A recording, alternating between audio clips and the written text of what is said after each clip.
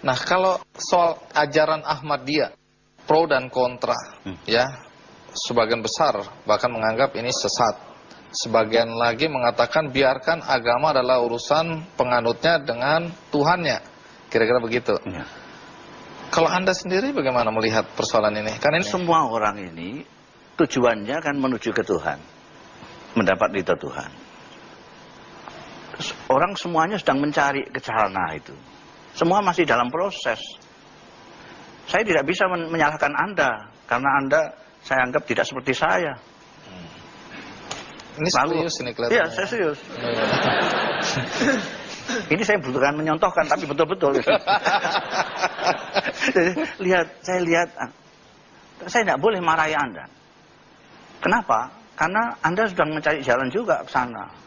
Belum tentu jalan yang saya yakini sebagai benar, itu benar betul. Karena yang sebetul-betulnya benar adalah kebenaran Tuhan. Lalu apa solusi yang Anda tawarkan agar persoalan ajaran Ahmadiyah ini tidak menjadi api dalam sekam? Kalau Ahmadiyah itu memang mempunyai, taruhlah kata kelainan di dalam keyakinannya, kita ketemu apa sih yang menyebabkan Ahmadiyah Anda anggap sesat itu apa? Didialogkan. Karena Ahmadiyah itu juga pakai Quran, pakai sunnah Rasul, dan sebagainya. Sehingga bisa, kalau sesama orang yang mempunyai Quran dan sunnah saja tidak bisa berdialog, apalagi dengan yang lain. Ketidakmampuan untuk berdialog dengan orang yang berbeda ini juga termasuk penyakit kita. Baik, memang tidak bisa tuntas ini ya, tapi setidak-tidaknya kami mendapat gambaran tentang pemahaman Anda soal ajaran Ahmadiyah. Nah, ada satu lagi pertanyaan yang selalu saya pendam, selain soal Inul tadi, adalah pernyataan Anda tentang menantu Anda, Ulil. Ulil ini kan jaringan Islam liberal, kemudian pernah menulis di Kompas, dan Anda kritisi dengan beberapa kesalahan Ulil. Anda sendiri kira-kira sepaham nggak dengan jalan pikiran Ulil dalam konteks Islam liberal? Kenapa harus sepaham? Mertua dan menantu. Nah, ini yang berbeda prinsip dengan saya. Saya bukan hanya dengan menantu, dengan anak saya saja saya bisa berbeda. Saya menganggap perbedaan itu fitri sekali. Saya mengatakan bahwa silahkan anak-anak muda berpikir paling gila sekalipun, silahkan. Tapi satu, jangan berhenti belajar. Seperti saya katakan tadi, mereka yang sering membuat masalah di dalam masyarakat adalah mereka yang berhenti belajar karena sudah merasa pandai. Dalam salah satu tulisan Anda menyebutkan atau memberi judul beberapa kesalahan Ulil. Anda mengkritisi tulisan dia di Kompas waktu itu. Ya. Apa yang Anda anggap salah waktu itu dari Ulil? Terutama cara. Ada istilah itu di dalam kalangan pesantren, ada musyakalah. Musyakalah itu kalau Anda itu sinis, saya juga harus sinis. Nah, ini lagi-lagi serius. Iya, kalau sampean serius, saya juga serius. Itu musyakalah. Kalau Anda berlebih-lebihan, saya harus berlebih-lebihan. Jadi saya mengatakan pada Ulil bahwa api tidak bisa dipadamkan oleh api. Api tidak bisa dipadamkan oleh api. Jadi kalau Anda keras, lalu saya keras, itu patah. Tidak bisa menyelesaikan masalah. Jadi caranya yang Anda kritisi. Caranya. Cara. Kalau berpikir itu kan, berpikir itu dianjurkan oleh agama. Sama dengan berzikir. Anda baca saja Al-Quran. Itu anjuran Tuhan untuk berzikir, dan berpikir itu sama. Kenapa kalau berzikir dianjur-anjurkan? Tapi kalau berpikir tidak boleh, dikafir-kafirkan, itu aneh sekali. Baik, memang saya undang Ulil hari ini, tapi dia bilang takut ketemu mertua. Rupanya penakut juga ya menantu Anda. Bukan soal penakut, saya yang menakutkan itu. Gusmus, sesudah Gus Dur meninggal, banyak yang khawatir bahwa pluralisme di Indonesia itu akan terancam. Akibatnya dikhawatirkan juga akan muncul konflik di mana-mana dan ujungnya adalah Indonesia bercerai-berai. Apakah kekhawatiran itu menurut Anda berlebihan? Saya kira berlebihan. Itu tapi bisa beralasan juga, masuk akal. Karena apa? Karena yang tegas, terbuka, kelihatan di permukaan itu Gus Dur. Di dalam memperjuangkan pluralisme itu kelihatan sekali lah semua orang gitu ya. Jadi ketika nggak ada Gus Dur, seperti nggak kelihatan.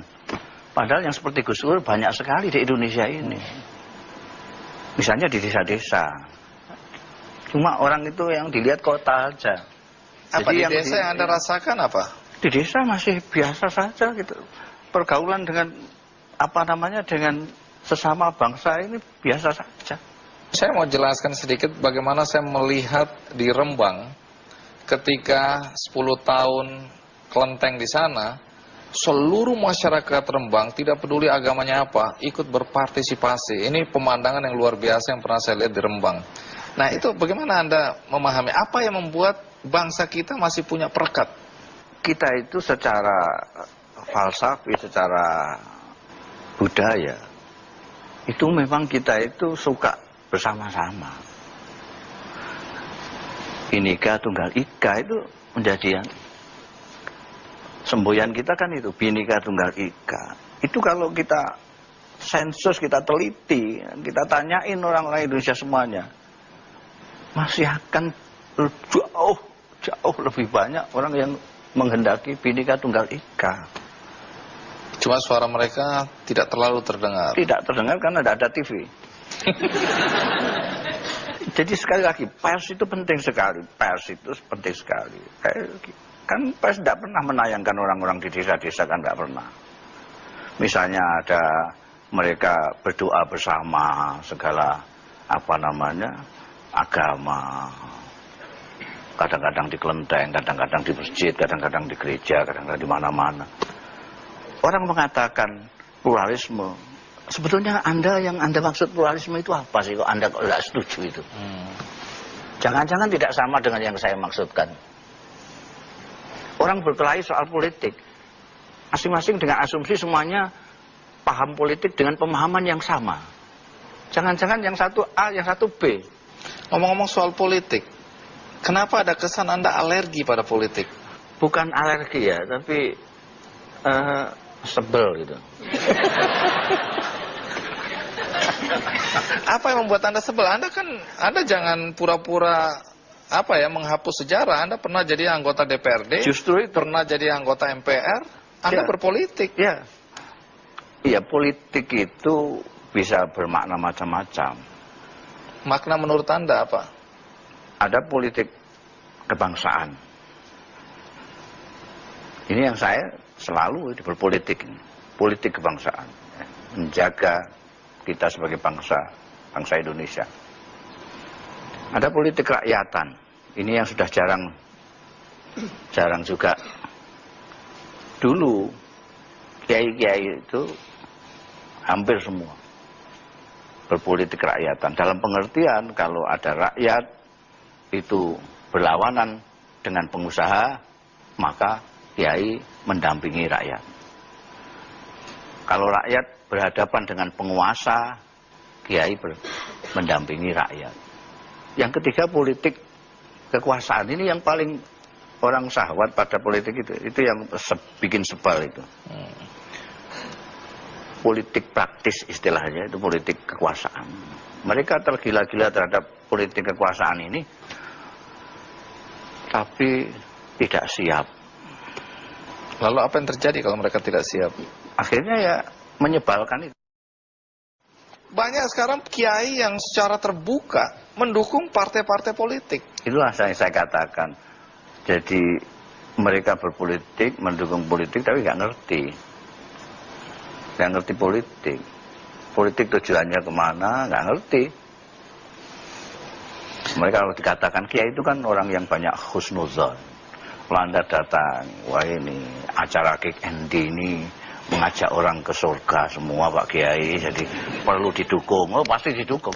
Nah tapi kan Anda termasuk warga NU, Anda pernah diminta untuk memimpin PKB, ya, yang minta Gus Dur kalau nggak salah waktu itu ya. Kenapa waktu itu Anda menolak? Ibu saya nggak kasih.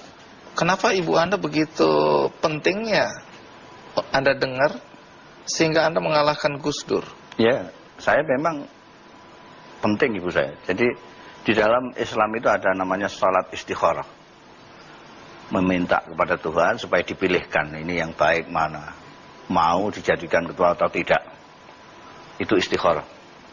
Tapi selama ibu saya masih hidup, saya tidak pernah istikharah. Saya tanya ibu saya saja, ibu saya kasih, saya jalan, nggak kasih, nggak.